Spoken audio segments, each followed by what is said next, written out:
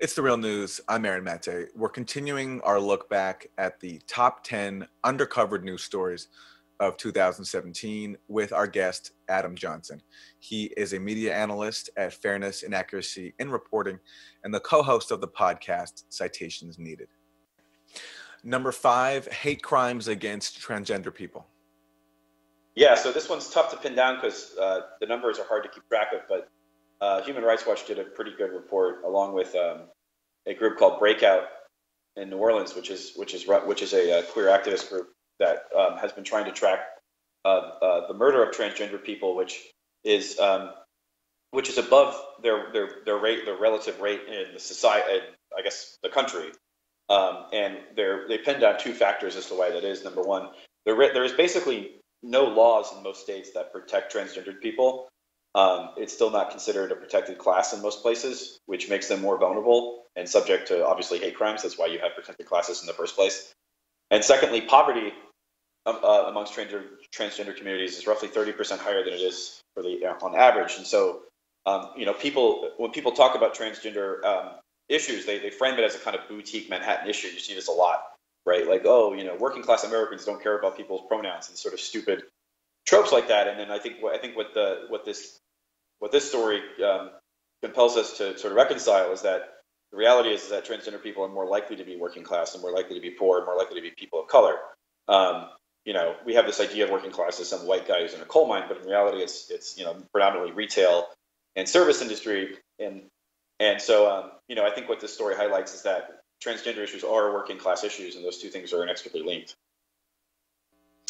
Number 6, Trump's aggression in Iraq and Syria. A really interesting one because on the campaign trail and possibly in what was something that helped get him elected was Trump portraying himself as being anti-intervention. But as you point out here, Adam, in your piece, that when it comes to Iraq and Syria, he was anything but.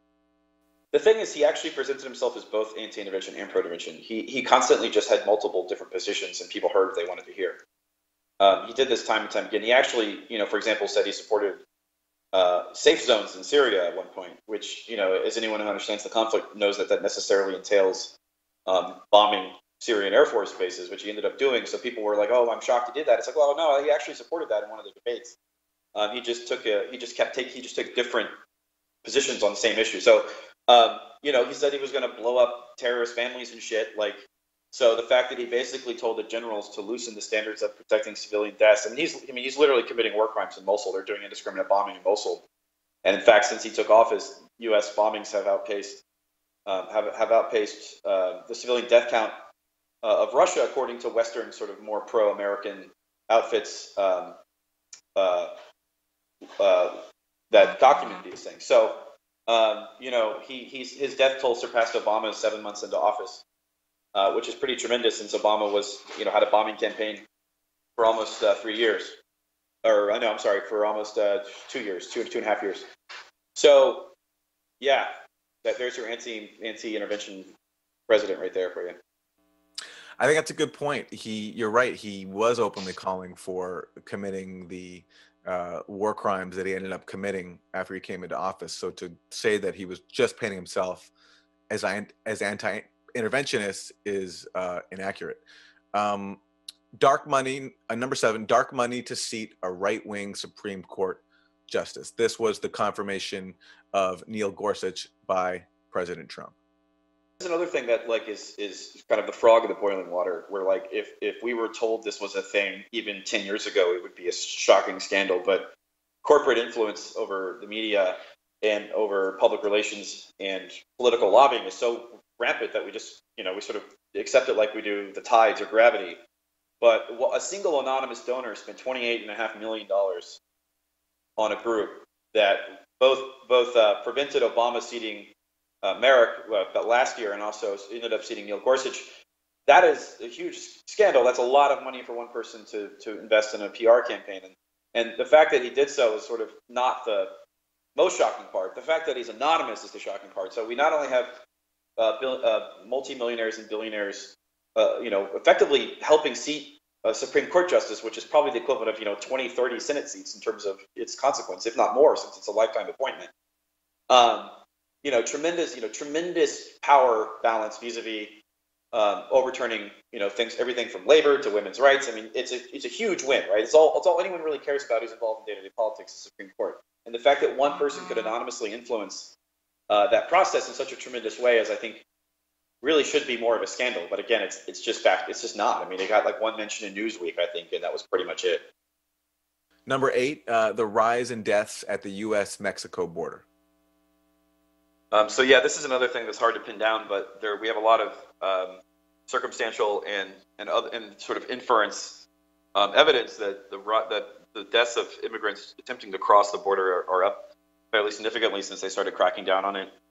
And the major scandal here is that they're not really documented. There's no actual national mechanism to document border deaths in any meaningful way. So the range of increase is goes from like 30% to 500%, depending how you define these things.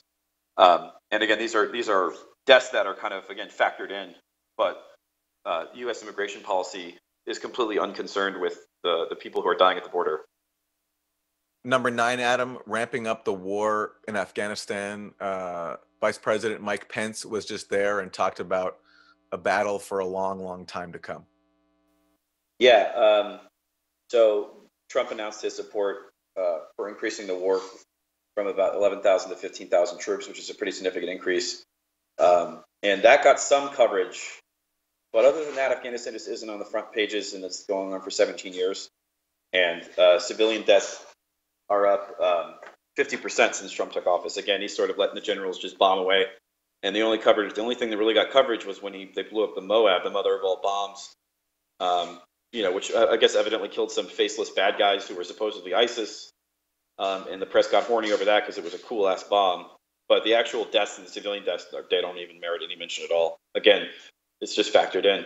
And it's one of those things, but because it was Obama's war as well, that there isn't any partisan utility to it. And finally, we touched on this earlier, but the prosecution of activists and journalists in the J20 trial, that was the arrest of more than 200 people on Inauguration Day protesting President Trump. Defendants facing up to 65 years in prison. The first batch of people just went on trial and they were acquitted of all charges. But Adam, this was a story you've been on all year and has not gotten very much attention. Yeah, again, if this case happened in Russia or Venezuela, the press would have lost its shit. The Washington Post would be, Fred Hyatt, they would all be outraged. But nothing. I mean, until the trial started last month, there was basically radio silence. There was no mention of the lengthy prison sentences or the arrest of journalists from supposed media analysts at Washington Post and CNN, like Eric Wimple or Brian Seltzer. Jim Ruttenberg, who I refer to as the Jay Leno of media analysis at the New York Times, hadn't covered it. He managed to find time to write 20,000 different hand-wringing pieces about Russia Today and its influence on the 7 people who watch it, but didn't mention it. Didn't mention the prosecution of journalist Alexei Wood or Aaron Cantu. Didn't care.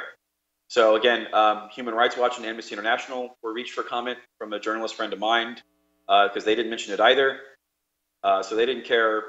Again, we're talking decades in prison for being next to a broken window, and the prosecution didn't even have to or even attempt to prove that people had had committed specific crimes. And so this was, I think, one of the most glaring double standards. The Trump regime going after people for these, huge prison sentences was just completely a non-issue. And if it and I know for sure if it happened anywhere else. Meanwhile, in Russia, of course, when they arrested protesters, who, by the way, they let the vast majority go the same day, and I think the maximum prison sentence was 28 days.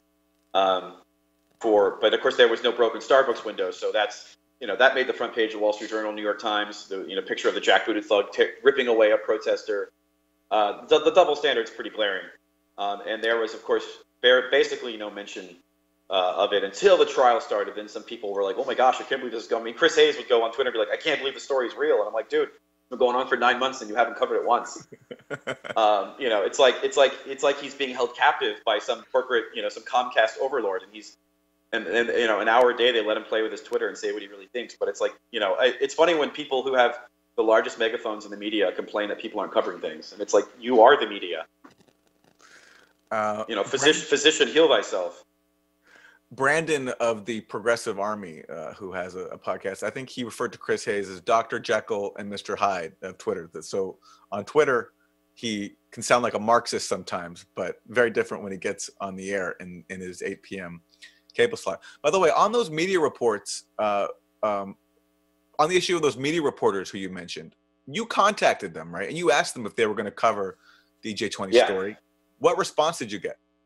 Well, two of them ignored me, even though Brian Seltzer's, we follow each other on Twitter, and I messaged him on Twitter, and I said, "Can you get back to me?" And he never got back to me. He was like, "Oh," he just ignored me after initially saying he would give a comment. And then Eric Wimple said that "Oh, there's lots of important stories. I can't cover them all," which of course is kind of a cop out. But again, I think any objective, rational person can look at that story and say that if that happened, God forbid it happened in Venezuela. Ken Roth would be tweeting about it every hour. So, Adam, looking forward to 2018, you are an avid media consumer and critic. Your Twitter feed is required reading every single day to learn about the latest liberal hypocrisy and oversight and just straight up state propaganda like language that we get from our corporate media, and as well as your podcast, Citations Needed, is also a valuable resource. But if you could impart some media advice to people on how to best consume the media in 2018. People ask me this. I'm not good at being prescriptive. I would say just be, skeptical. Try to read alternative media sources like Real News, for example, which isn't to say don't read, the New York Times and Washington Post. Sometimes people say, "Oh, I don't read that." I think that's kind of silly. And just be, skeptical of what the ideology is and who benefits from certain stories and why certain stories rise to the top and why some don't. Because as I mentioned all the time on my podcast, the atomic unit of propaganda is not lies, it's emphasis. And this goes to the issue of, we talked about the proportionality of how much MSNBC, for example, covers Russia. It's not necessarily that it's based on lies, although sometimes it is. When they have Malcolm Nance on, he'll just make things up. But it's an issue of emphasis and how things that benefit the sort of national security state are the single most important thing you can cover.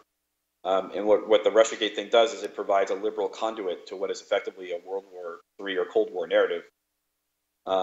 And I think that's necessarily going to snuff out other stories that don't support the sort of Bill Kristol, David Frum wing of the hashtag resistance.